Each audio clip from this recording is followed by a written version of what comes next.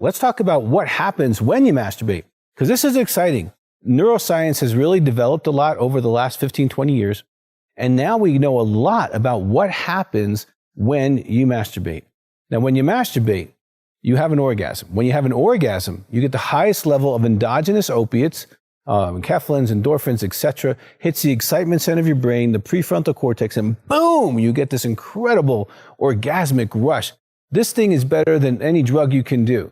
Orgasm is the most powerful chemical experience you will have neurologically, bar none. Okay?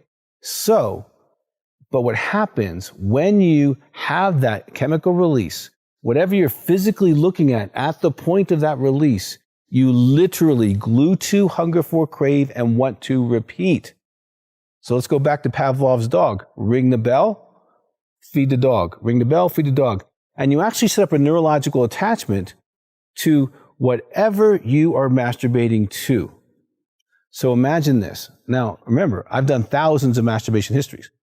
Men and women have masturbated to all kinds of fantasies and fetishes and objects and animals and crazy stuff, right? So one guy, when he was masturbating, he was made fun of. He lives on a farm and the bed would make noise. It'd go bang, bang, bang, bang, bang. Everyone heard it. They'd laugh at him. So he figured another plan. So he'd go outside past the barn and he would masturbate. Well, he could look up or look down. Well, he was looking down. So when he was looking down, because remember, this is a young guy, there's no beer belly, right, in the way. So he was actually seeing his boots. Well, he created an entire boot fetish. He had a boot collection, so to speak, from here to the end of the stage, probably 6 feet high. Okay, he never had sex without his boots on. He literally attached to the boots during sexual encounters.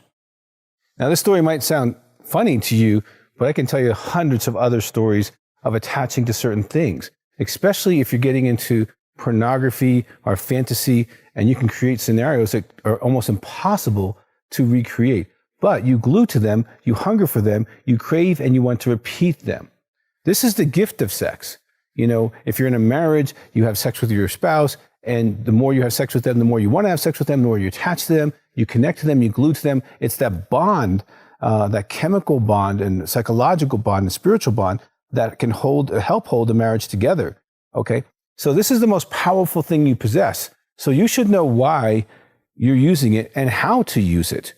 Because if you are starting to masturbate to scenarios that you can never fulfill, well, that's going to set you up for failure in your marriage or future relationships, because you're going to seek something that some person made up in a studio that's not real. That's by actors and actresses. So you want to be really, really careful. But that's what happens in your brain. Now, the gift of a sexual release is, wow, you get this physical release. Oh, the afterglow. Okay. And if you're a man, you get these chemicals sent to your brain that put you to sleep, and you sleep like a baby. That physical release is real. All of us who've ever had an orgasm know that. It's like, wow, it feels so good, so relaxing. Okay.